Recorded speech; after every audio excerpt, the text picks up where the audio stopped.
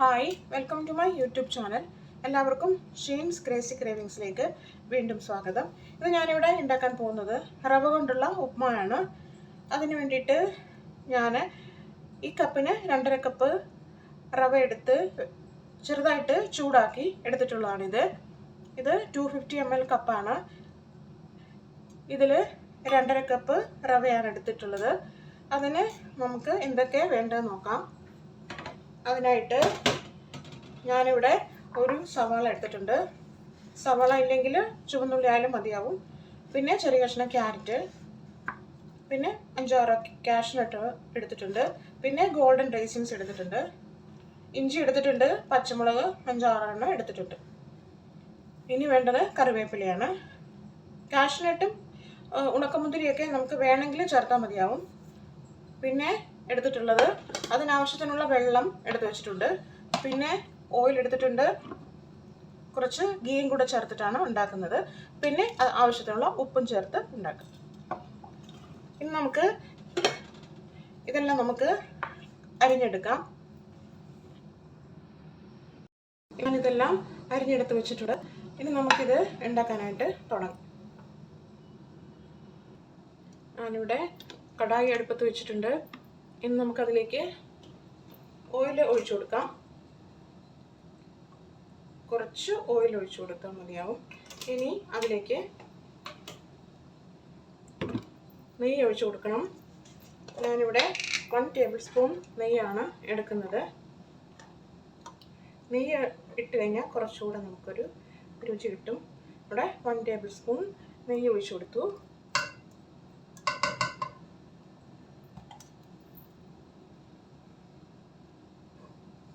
ഇനി നമുക്ക് ഇത് ചൂടാകുമ്പോഴേക്കും കടുക് ഇട്ട് കൊടുക്കണം. ഇത് ചൂടാവട്ടെ. നമുക്ക് കടുക് ഇട്ട് കൊടുക്കാം. കടുക് നന്നായിട്ട് പൊട്ടി വരട്ടെ. കടുക് പൊട്ടി വന്നിട്ടുണ്ട്. ഇനി അതിലേക്ക് ഇഞ്ചി ചേർത്ത് കൊടുക്കാം.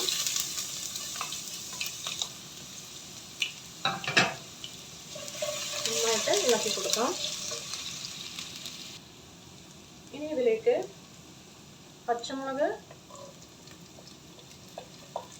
പിന്നെ സവാള അരിഞ്ഞത് ചേർത്ത് കൊടുക്കാം.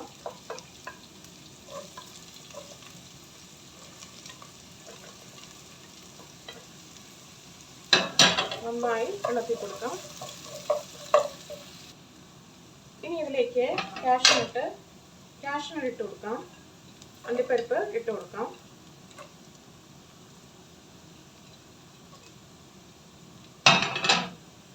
നന്നായിട്ട് ഇളക്കി കൊടുക്കാം. ഇനി ഇതിലേക്ക് കറിവേപ്പില ഇട്ട് കൊടുക്കാം. ഇതിൻ്റെ തണ്ട് കൂടെ നമുക്ക് അതിലേക്ക് കട്ട് ചെയ്തിട്ട് കൊടുക്കാം. നന്നായിട്ട് ഇളക്കി കൊടുക്കാം. ഇനി ഇതിലേക്ക് കിസ്മിസ് ചേർത്ത് കൊടുക്കാം. കിസ്മിസ് നന്നായിട്ട് വാഷ് ചെയ്തിട്ട് വേണം എടുക്കാൻ. നന്നായിട്ട് ഇളക്കി കൊടുക്കാം. ഇനി ഇതിലേക്ക് ക്യാരറ്റ് അരിഞ്ഞു വെച്ചിരിക്കുന്നത് ചേർത്ത് കൊടുക്കാം. നന്നായിട്ട് ഇളക്കി കൊടുക്കാം. തീ കുറച്ച് വെക്കുക. ഇനി നമുക്കിതിലേക്ക് ആവശ്യത്തിന് ഉപ്പിട്ട് കൊടുക്കണം. ഞാനിവിടെ 1 ടീസ്പൂൺ പിന്നെ ഒരു 1/4 ടീസ്പൂണും കൂടെ ഇട്ട് കൊടുക്കുകയാണ്. നന്നായിട്ട് ഇളക്കി കൊടുക്കാം. ഉപ്പ് നോക്കിയിട്ട് ആവശ്യത്തിന് ഇടുക. ഇനി നമുക്ക് ഇതിലേക്ക് ആവശ്യത്തിന് വെള്ളം ഒഴിച്ചു കൊടുക്കണം. ഞാനിവിടെ വെള്ളം ഒഴിച്ചു കൊടുക്കുകയാണ്. 1 കപ്പ് ഒഴിച്ചു കൊടുത്തു. 2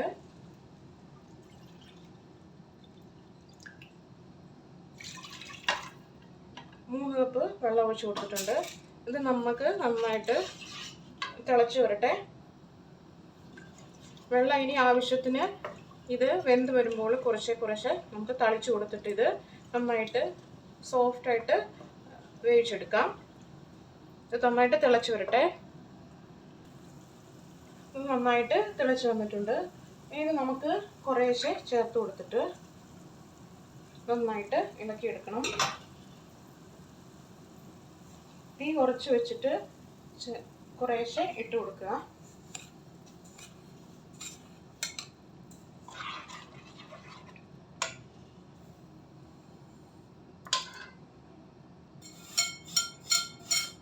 എല്ലാം നമുക്ക് അതിലേക്ക് ഇട്ട് കൊടുത്ത് അതിനുശേഷം കുറച്ച് തീ ഒന്ന് കൂട്ടി വെച്ചിട്ട് നന്നായിട്ട് ഇതിനെ യോജിപ്പിച്ചെടുക്കുക.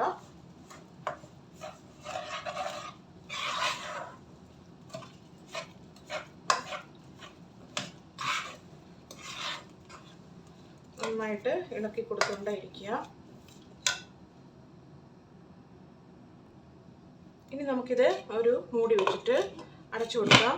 അങ്ങനെ ഇരിക്കട്ടെ. തീ കുറച്ച് സിമ്മിലിട്ട് ചെറുതായിട്ട് ആവി കയറി വരട്ടെ. അതുവരെ നമുക്ക് വെയിറ്റ് ചെയ്യാം. നമുക്കിത് തുറന്നു നോക്കാം. ഒന്നുകൂടെ നന്നായിട്ട് ഇളക്കി കൊടുക്കാം. ഇത് കുറച്ചു നേരം ഇങ്ങനെ നമ്മൾ കണ്ടിന്യൂസ് ചെയ്തുകൊണ്ടിരിക്കണം.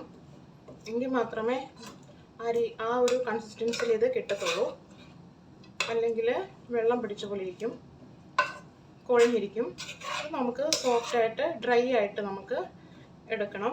അതിനുവേണ്ടി കുറച്ച് സമയം അടച്ചു വെച്ച് പിന്നെ തുറന്നൊക്കെ ഇങ്ങനെ ഇടയ്ക്കിടയ്ക്ക് ഇളക്കി കൊടുത്തുകൊണ്ടിരിക്കണം.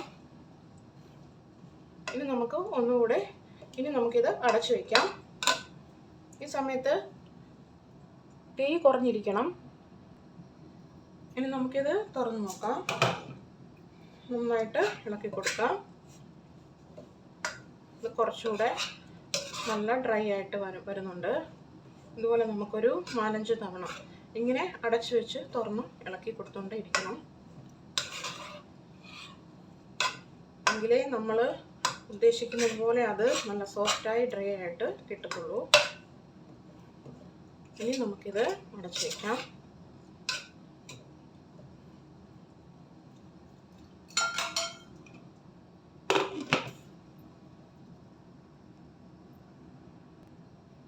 നമുക്ക് തുറന്ന് നോക്കാം. ഇത് മുമ്പത്തേതിൽ നന്നായിട്ട് സോഫ്റ്റ് ഡ്രൈ ആയിട്ട് വന്നിട്ടുണ്ട്. കട്ട എന്തെങ്കിലും ഉണ്ടെങ്കിൽ നന്നായിട്ട് ഉടച്ചു കൊടുത്ത് നല്ല രീതിയിൽ അതിനെ സോഫ്റ്റ് ആക്കി എടുക്കുക. ഇനി ഒരു തവണയും കൂടെ നമുക്കിത് അടച്ചു കൊടുക്കാം.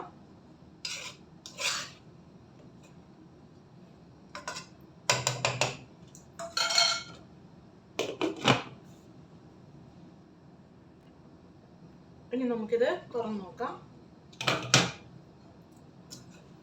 നന്നായിട്ട് സോഫ്റ്റ് ഡ്രൈ ആയിട്ട് വന്നിട്ടുണ്ട്. ഇനി നമുക്കിത് സെർവിങ് ഡിഷിലേക്ക് മാറ്റാം. 2.5 കപ്പ് റവയ്ക്ക് 3 കപ്പ് വെള്ളം ആവശ്യത്തിന് മതിയാവും. അത് കറക്റ്റാണ്. നിങ്ങൾ അങ്ങനെ ചേർത്ത് ഉണ്ടാക്കി നോക്കൂ. ചിലർക്കൊക്കെ ഇങ്ങനെ കുഴഞ്ഞിരിക്കുന്നതാണ് ഇഷ്ടം. പക്ഷേ ഞങ്ങൾക്കൊക്കെ ഇങ്ങനെ ഡ്രൈ ആയി ഇരിക്കുന്നതാണ് ഇഷ്ടം. ഞാനിത് അങ്ങനെയാണ് ഉണ്ടാക്കിയിരിക്കുന്നത്. ഇനി നമുക്കിത് പ്ലേറ്റിലേക്ക് മാറ്റാം. നല്ല ചൂടായ റവ ഉപ്മാ ഇവിടെ റെഡി ആയിട്ടുണ്ട്. ഇത് നല്ല സോഫ്റ്റായിട്ട് ഡ്രൈ ആയിട്ട് എടുത്തിട്ടുള്ളതാണ്. ഇത് എല്ലാവരും വീട്ടിൽ ട്രൈ ചെയ്ത് നോക്കണം. രാവിലെ ബ്രേക്ക്ഫാസ്റ്റ് ആയിട്ട് കഴിക്കാൻ പറ്റിയ ഏറ്റവും നല്ല ഒരു ഉപ്മാ ആണിത്. എല്ലാവരും വീട്ടിൽ ട്രൈ ചെയ്ത് നോക്കിയിട്ട് കമൻ്റ് അറിയിക്കണേ.